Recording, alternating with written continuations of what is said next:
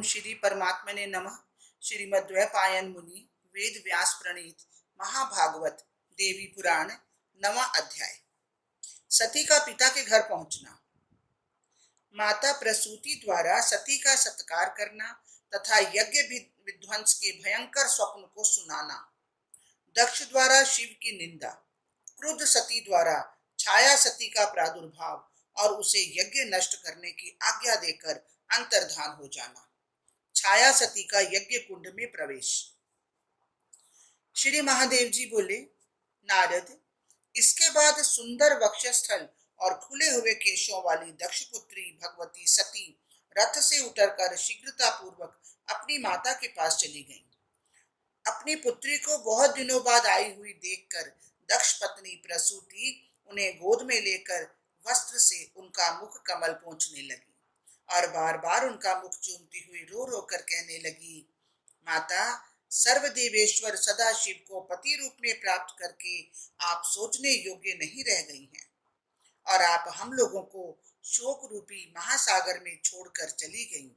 आप अत्यंत श्रेष्ठ तीनों लोकों की माता तथा आदि शक्ति हैं। यह मेरा महान भाग्य है कि आप साक्षात भगवती मेरे गर्भ से उत्पन्न हुई हैं। सती, मेरे घर में कृपा पूर्वक उपस्थित हुई आपको जो मैं देख रही हूँ, इससे बहुत दिनों से विद्यमान मेरा शोक आज दूर हो गया। आपके दुर्बुद्धि पिता भी परम शिव को न जानकर उनसे विशेष द्वेष भाव रखते हुए मोहवश महान यज्ञ कर रहे हैं। हमारे तथा विद्वान मुनियों के द्वारा अनेक तरह से कहे जाने पर भी इन्होंने न तो आपको और न ही परमेश्वर शिव को बुलाया। सती बोली, सभी देवताओं के देवता यज्ञेश्वर भगवान शिव का अपमान करके मेरे पिता समस्त देवताओं के साथ यज्ञ कर रहे हैं। कोई कुछ भी माने, किंतु मेरा तो ऐसा निश्चय है कि इस यज्ञ की समाप्ति निर्विघ्न नहीं हो सकेगी। प्रसूति बोली, पुत्री, मैंने रात में जो अत्यधिक भयानक, दारुण और अत्यंत रोमांचक स्वप्न देखा है, उसे सुनो। उस महायज्ञ में जहां दक्ष प्रजापति देवताओं के साथ स्थित थे, वहां कोई देवी महेश्वरी अकस्मात आ गई। वे महान मेघों की कांति के समान श्याम वर्ण वाली थी। उनके बाल खुले हुए थे। वे दिगंबर थी। उनकी 4 भुजाएं थी। वे अट्ठास कर रही थी और जाज्वल्यमान 3 नेत्रों से प्रकाशित थी। उन्हें देखकर दक्ष प्रजापति आश्चर्यचकित हो गए और उन्होंने विनय पूर्वक पूछा, आप कौन हैं? किसकी पत्नी हैं और यहाँ क्यों आई हैं? उन्होंने कहा, क्या आप नहीं जानते, मैं आपकी पुत्री सती हूँ। इसके बाद दक्ष प्रजापति ने शिव की निंदा करते हुए बहुत तरह की बात कही। उसे सुनते ही वे बड़े क्रोध से यज्ञाग्नि में कूद पड़ी। उसके बाद भयानक कर्म करने वाले तथा भीषण आकार वाले करोड़ों प्रमथ गण क्षण भर में ही वहां उपस्थित हो गए। फिर कालांतक यमराज के समान महान उग्र कार्य करने वाला कोई महान पुरुष भी वहां आ गया। उसने विष्णु आदि प्रमुख देवताओं को जीतकर प्रमथ गणों के साथ महायज्ञ का विध्वंस कर डाला और दक्ष प्रजापति का सिर काट लिया। अब वे दक्ष प्रजापति मुख विहीन होकर यज्ञ कुंड के किनारे पड़े रहे। कौपीन वस्त्र धारण किए तथा जटा मुकुट से सुशोभित महान उग्र रूप वाले वे सभी प्रमथ गण क्रोधित होकर उन दक्ष प्रजापति को खाने को उद्यत हो गए। अपने समस्त अंगों में भस्म लपेटे तथा हाथों में शूल, पाश और खड्ग धारण किए हुए वे उनका रक्त पी रहे थे, नाच रहे थे और हंस रहे थे। तब दक्ष के सभी नगरवासी ऐसा देखकर व्याकुल हो उठे और रोते हुए हाहाकार करने लगे। तत्पश्चात ब्रह्मा जी ने देवाधिदेव सदाशिव की विनय पूर्वक प्रार्थना करके उन्हें स्वयं बुलाकर कहा, इन दक्ष प्रजापति को अवश्य ही जीवित कीजिए। विभो, देवदेव, इस यज्ञ का समापन कीजिए और मुझ पर प्रसन्न होइए। उनकी यह बात सुनकर शिव की निंदा किए जाने के कारण एक बकरे का सिर जोड़कर भगवान शिव ने दक्ष को जीवित कर दिया। रात के थोड़ा शेष रहने पर मैंने इस प्रकार का स्वप्न देखा था और आज वही श्याम वर्ण वाली तुम मेरे नगर में आई हुई हो। मैंने जैसा स्वप्न में देखा था तुम वैसी दिखाई पड़ रही हो, और दक्ष प्रजापति के विषय में जैसा देखा वही होने वाला है, क्योंकि जिस देवी को मैंने स्वप्न में देखा था तुम्हें वैसी ही देख रही हूँ। माता, क्या यह स्वप्न कभी विफल हो सकेगा?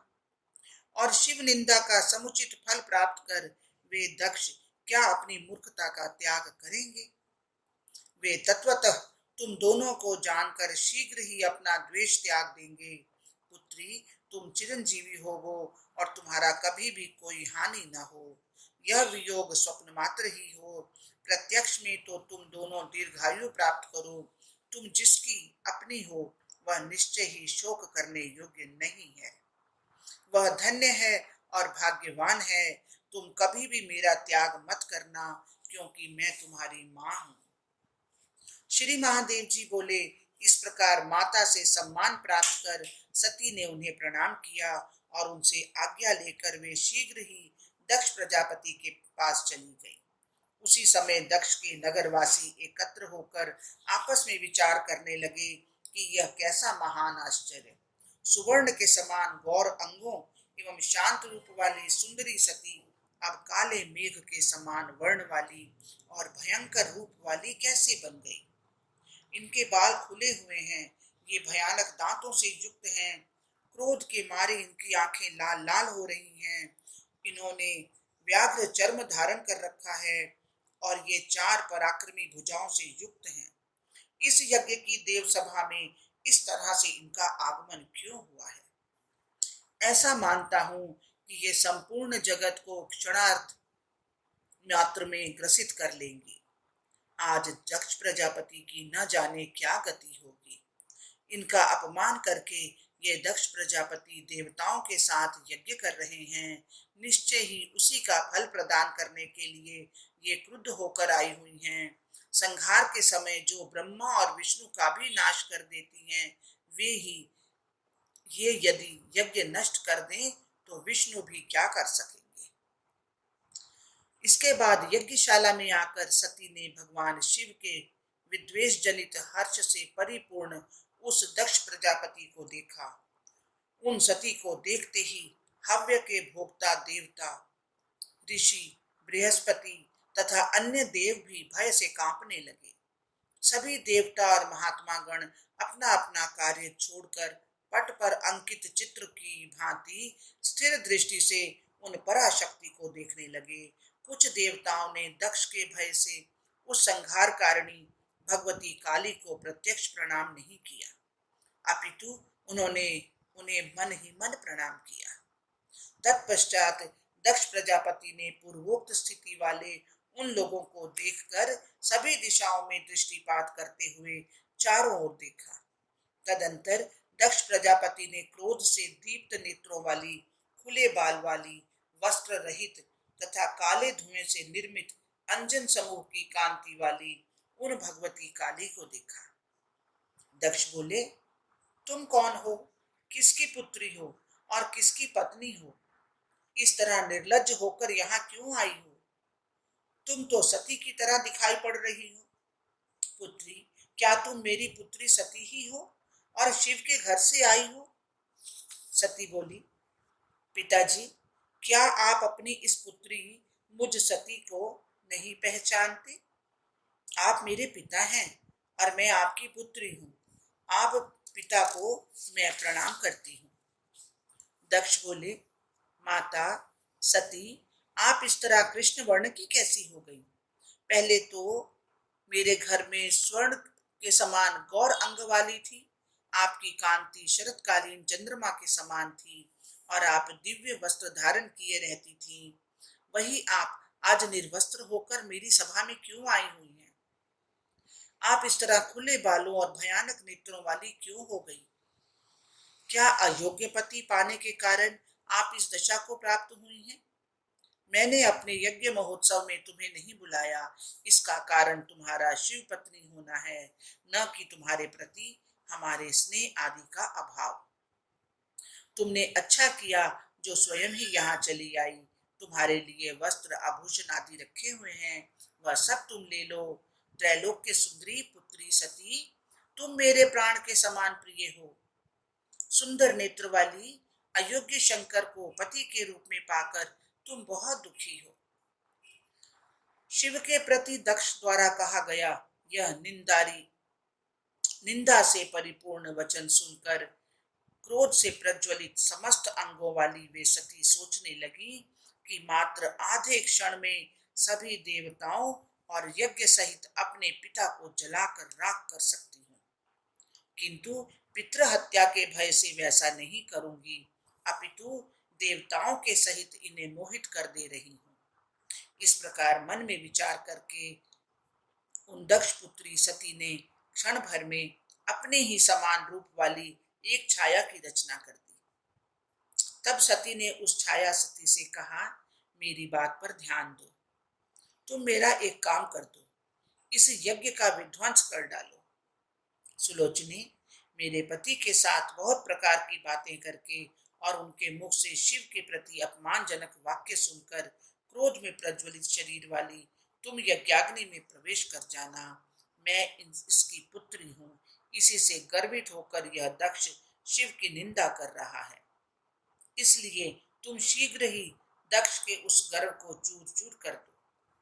यज्ञाग्नि में तुम्हारे प्रविष्ट होने की बात सुनकर शोक से संतप्त हृदय वाले भगवान महेश्वर यहाँ निश्चित रूप से आएंगे और सभी देवताओं और यज्ञ की रक्षा करने में संलग्न विष्णु को पराजित करके यज्ञ को नष्ट कर देंगे और पिता का वध कर डालेंगे। छाया काली से ऐसा कहकर मुस्कान भरे मुख वाली महाकाली स्वयं अंतर्धान होकर आकाश में स्थित हो गई। मुनि श्रेष्ठ, उस समय भेरी, मृदंग और तुरही आदि बाजे बजने लगे, महोत्सव होने लगे, भारी पुष्प वर्षा होने लगी।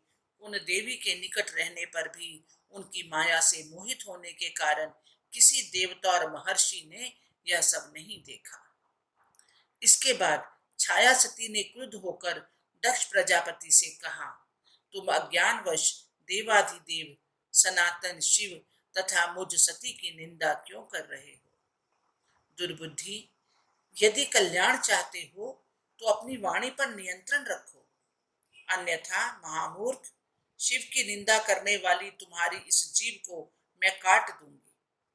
जो तुम देव सभा में बहुत काल से परमेश्वर शिव की निंदा करते रहते हो, उसका फल आज ही तुम्हें मिल जाएगा, ऐसा मुझे लगता है। जो मनुष्य संपूर्ण लोकों के एकमात्र कारण महेशान शिव की निंदा करता है, वे परमात्मा सदाशिव उसका सिर काट देते हैं। दक्ष बोले, अल्प बुद्धि वाली बालिके, मेरे सामने ऐसी बात फिर मत बोलना। शमशान में रहने वाले उस दुराचारी को मैं जानता हूँ।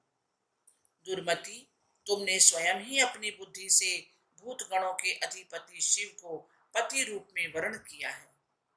अब उसी के पास जाकर अपने योग्य परम सुख प्राप्त कर रही हो। मैं प्रजापति दक्ष हूँ, ऐसा सभी देवताओं और देवियों को मालूम है। मेरे आगे तुम शिव की प्रशंसा क्यों कर रही हो, जिसे मैं सुन ही नहीं सकता? छाया सती बोली, दक्ष, मैं फिर कह रही हूं कि यदि तुम अपना कल्याण चाहते हो तो पाप बुद्धि का त्याग कर दो और भक्ति पूर्वक भगवान सदाशिव की उपासना करो। यदि तुम पुनः अज्ञानवश परमात्मा शिव की निंदा करोगे तो वे शंभु निश्चित रूप से यज्ञ सहित तुम्हें नष्ट कर डालेंगे।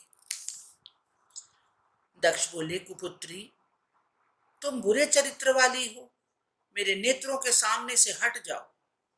मेरे लिए तुम उसी समय मर चुकी हो जब तुमने शिव को पति के रूप में प्राप्त किया था।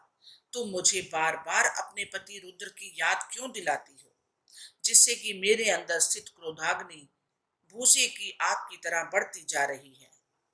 कुपुत्री, दुष्ट बुद्धि वाली, तुमने शिव को पति के रूप में प्राप्त किया है, अतः तुम्हें देखने से मेरा शरीर शोकाग्नि से दग्ध हो रहा है। दूषित अंतःकरण वाली, तुम शीघ्र ही मेरी आंखों से दूर हो जाओ, मेरे समक्ष अपने पति का गुणगान मत करो। महादेव जी बोले, नारद, दक्ष के ऐसा कहने पर उन भगवती छाया काली ने कोपाविष्ट होकर भयंकर रूप धारण कर लिया। उनके जाज्वल्यमान तीनों नेत्र अत्यंत प्रकाशित थे। उनका मस्तक नक्षत्र लोक पहुंचा हुआ था। उनका मुख फैला हुआ था।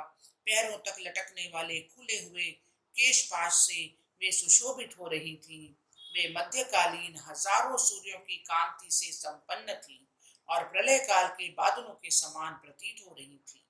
तत्पश्चात क्रोध से दीप्त अंगों वाली उन महेश्वरी ने बार बार अट्ठास करके गंभीर वाणी में दक्ष से कहा, मैं केवल आपकी आंखों से ही दूर नहीं हो जाऊंगी, अपितु आपसे उत्पन्न इस देह से भी अविलंब दूर हो जाऊंगी।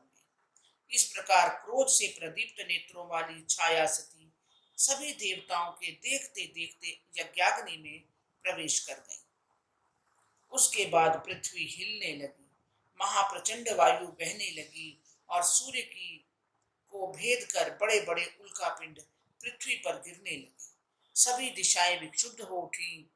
मेघ रक्त बरसाने लगे। समस्त देवतागण विकृत वर्ण वाले हो गए।